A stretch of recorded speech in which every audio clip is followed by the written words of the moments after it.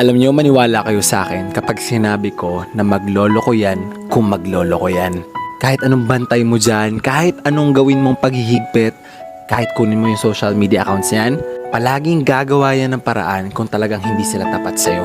Kaya ngayon alam niyo, nasa punto na ako na parang hindi na ako naniniwala dun sa sabihin mo kung saan yung lakad mo.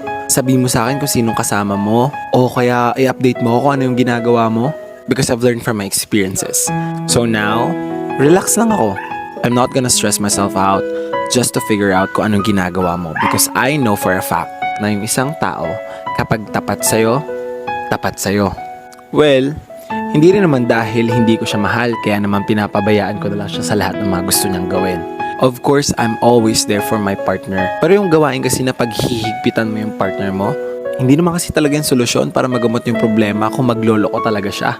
Kasi alam niyo yung totoo, yung paghihigpit hindi naman yan assurance ng